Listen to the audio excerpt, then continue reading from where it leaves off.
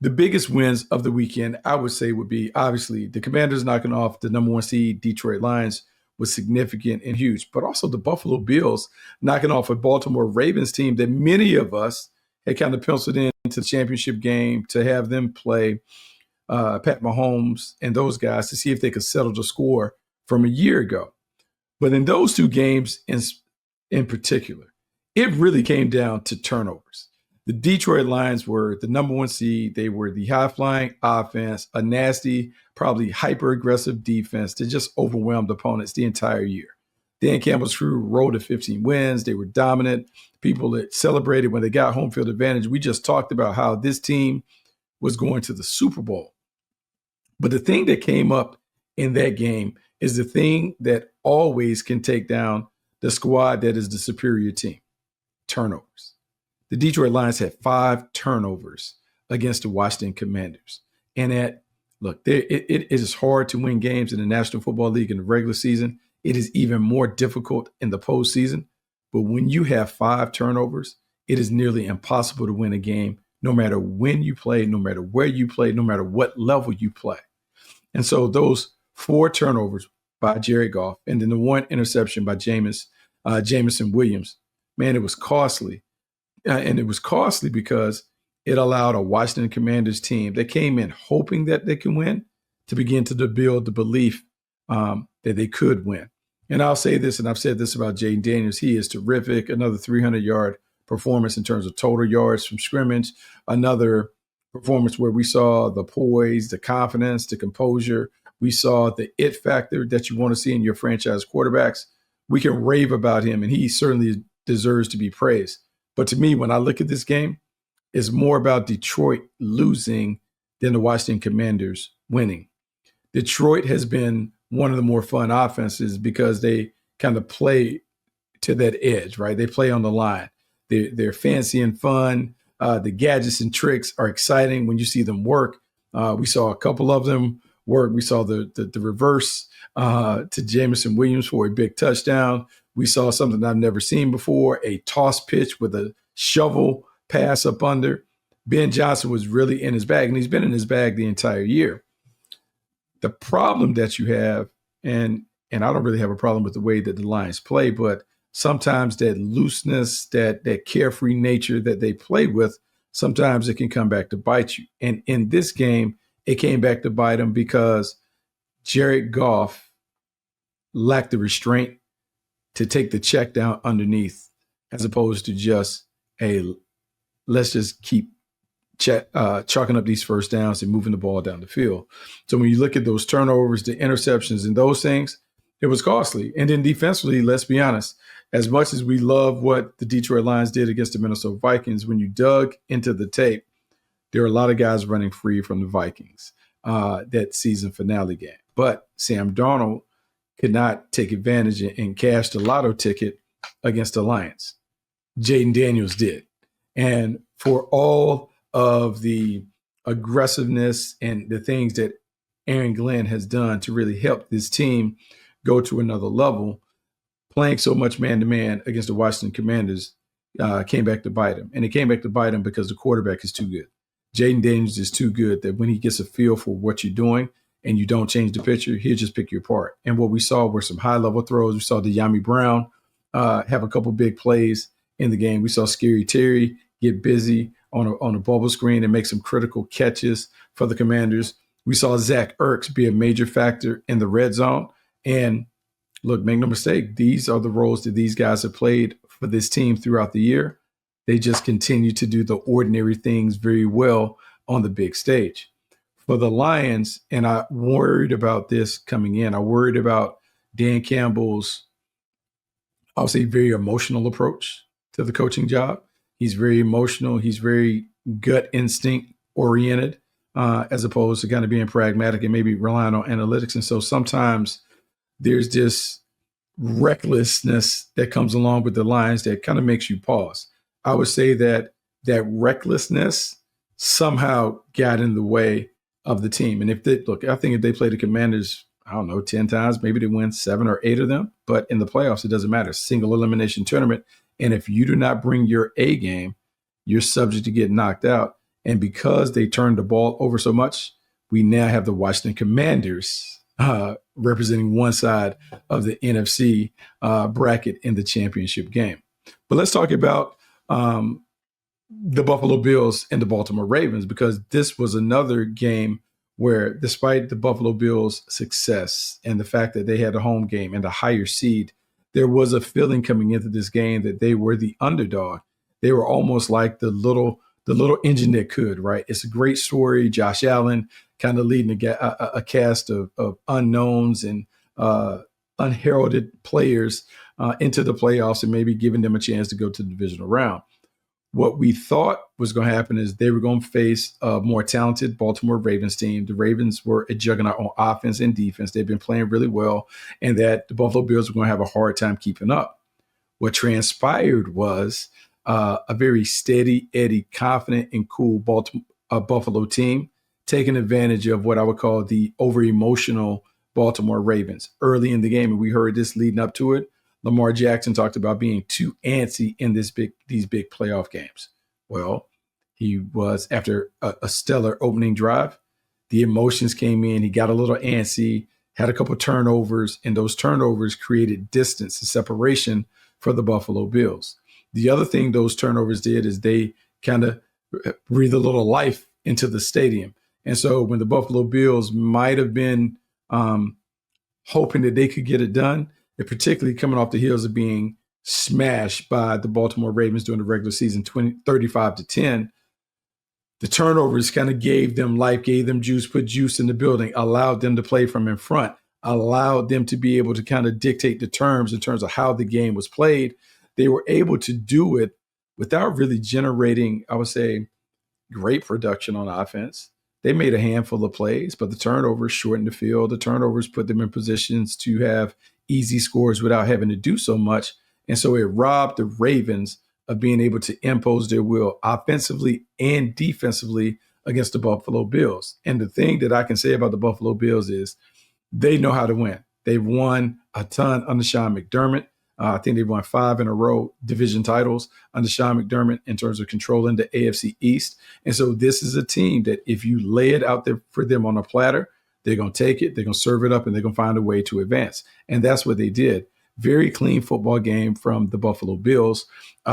Statistically, nothing crazy. Josh Allen's numbers aren't MVP-like, but what he did is he made the plays that were needed. 2 touchdowns on the ground, physical touchdowns where they needed him to kind of become that guy in the red zone. You saw that.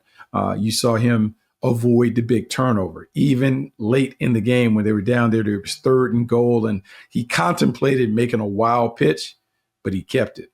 Years ago, Josh Allen would have tried to make that play as the wild gunslinger trying to make every play. He's matured, and because of his maturity and because of the maturity of the Buffalo Bills, they knocked off the Baltimore Ravens. Now, there were some vulnerabilities that were shown. They had a tough time slowing down the Ravens after they got going second half. Couldn't contain Lamar Jackson, couldn't kind of throw a blanket around the passing game, and we started to see Derrick Henry get it going. However, saving grace, their execution of fundamental things, punching the ball out, Bernard coming over, knocking the ball out of Mark Andrews' hands, benefiting from Mark Andrews failing to make a catch on a 2-point conversion that could have set up an overtime possibility. Those things certainly played out, but the Buffalo Bills made the plays, but more importantly, they avoided the big mistakes.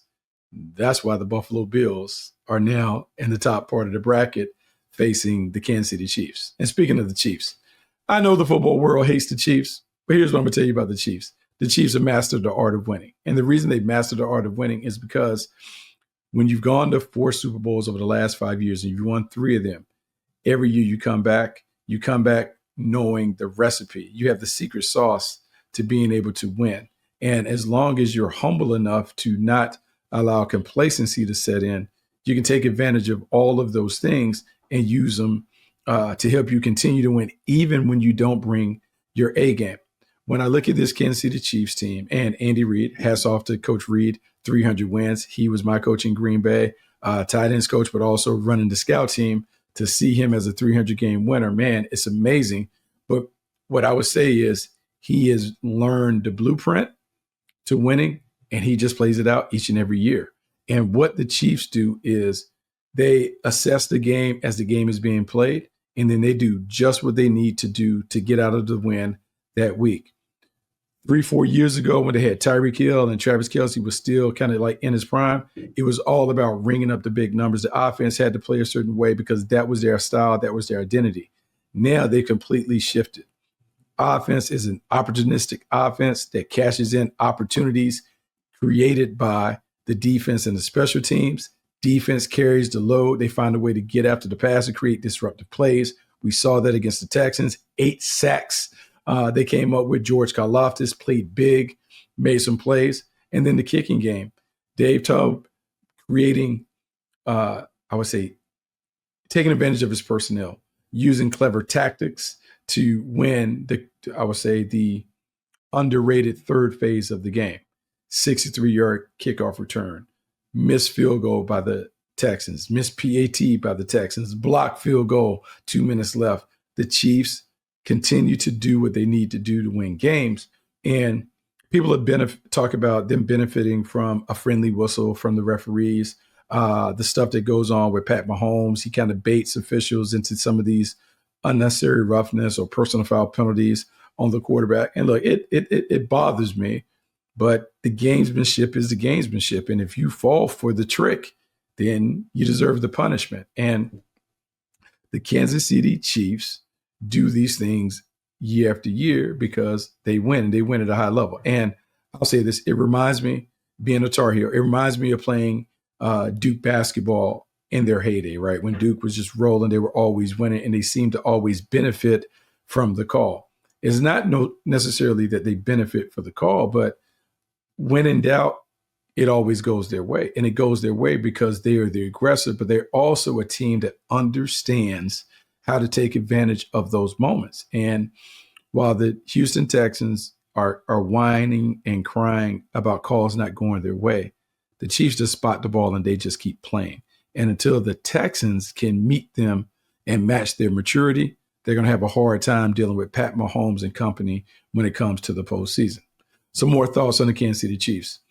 They're going to have to improve their running game to be able to get it done next week in the divisional round.